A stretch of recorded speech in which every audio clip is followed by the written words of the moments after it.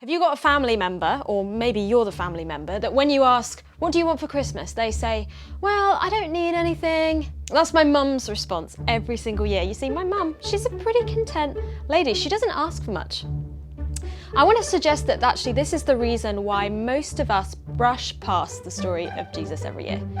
You see, the story of Jesus, as the church claims, is a story about the birth of a saviour for humanity itself. If you don't think you have any need for a saviour, then a saviour is of little interest to you. Maybe the story of Christmas for you is like getting another pair of socks every year, even though the ones that you opened last year went straight in the back of the drawer. Oh, this again, thanks, but I'm covered. I don't need these, and you smile politely and you pop them away again.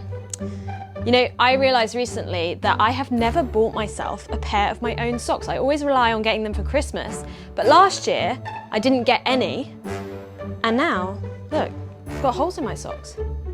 And so if somebody presented me with socks this year, well, I'd be pretty delighted with that gift, because now it's something I need. Now it's a great gift. Now here's the point. If you don't believe you need saving, then the Christmas message makes almost no sense. But for those who knew that they needed a saviour, it changed everything. Now, we cannot imagine living in the situation that those in the first century who first heard about Jesus lived. The Jewish people were living under Roman rule in a land that God had promised would belong to them. Poverty and illness were around every corner. Tensions were rising between the Jewish people and the Roman guards who enforced taxation in the region. They needed a saviour.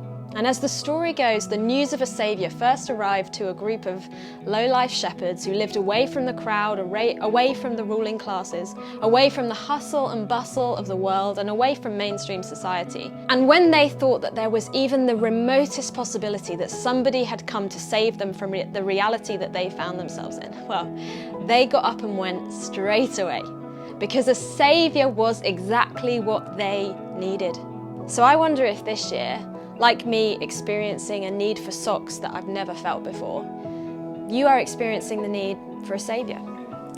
For somebody to come and help you because of the mess that you find yourself in, because maybe you're grieving, or you find yourself lost, or you find yourself alone for the first time, or you find yourself in debt, or you find yourself sick. Your circumstances are not the same as when you last heard this story. In that case, it might be time to give the story of the saviour of the world a second look.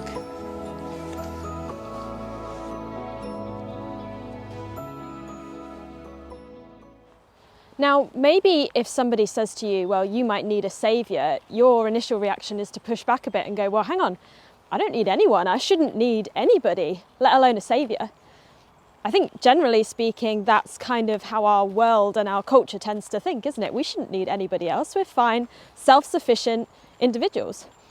Think about in the 60s and 70s, the songs that reached popularity said things like, we all need somebody to lean on, and everybody needs somebody, and help, I need somebody. But over the years, the songs sound a bit more like, well, you need me, man, but I don't need you.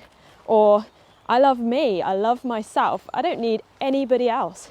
But then we lived through something that showed us that maybe we do need one another, maybe more than we realised. We need companionship, we need friendship, we need relationships, we need people to do life with us. Without it, life gets tougher and it feels a little emptier. We've all walked through something that's made us realise that over the past couple of years. So maybe we do need other people. Maybe the real problem is we just can't stand them.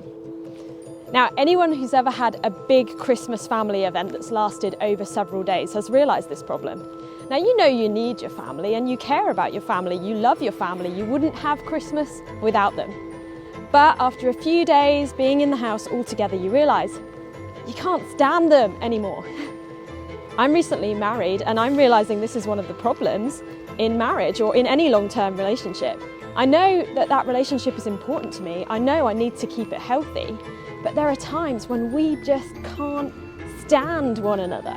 Isn't it true that all of us have had people that we've really valued in our lives, people we thought we needed, but we got to a place in the relationship where we woke up one morning maybe and realised, I can't stand them anymore, or they did something, I can't stand them anymore, or they decided they couldn't stand us anymore.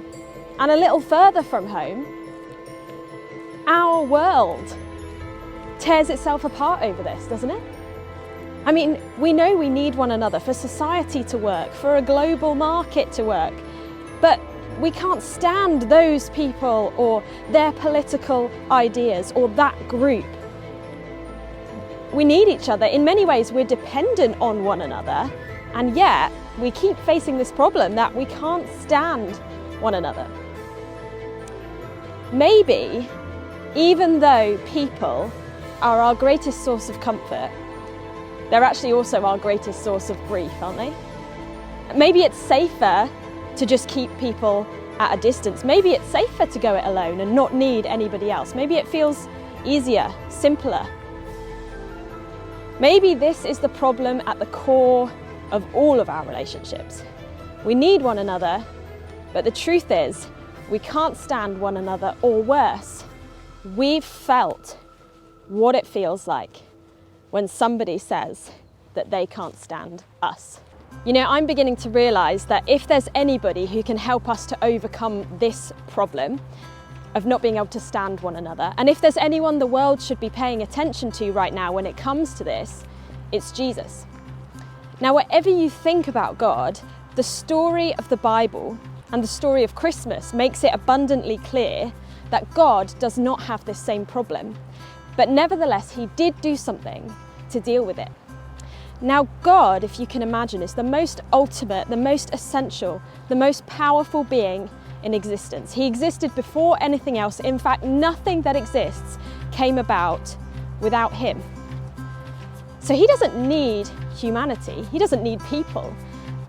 But the story of the Bible tells us that God created humanity not out of necessity, but out of love. Yet, even though humanity was created by him, created for relationship with him, we decided that we couldn't stand God. We couldn't stand putting him first. And we couldn't stand the people that God had put us alongside. And so we opted to live in separateness from God and from one another, a kind of social distancing of our own making. Now, you would have thought at some point that God would just throw up his hands and say, well, do you know what? I'm done. I'm done with the human race. They have rejected me time and time again. But he didn't. Instead, he pursued togetherness with us by doing something pretty radical. So crazy as it sounds, and by the way, Christians are aware that this sounds crazy, God became a human being in the person of Jesus and lived amongst us. He came and spent time with people who loved him and with people who despised him. He lived in close proximity with a world that had turned their back on God time and time again. And then, even though he was innocent and blameless and had done no wrong, he willingly gave up his life for the sake of the world. And in doing so, he took all that messes up the relationship between God and us onto himself. And he made a way for God and us to be together again.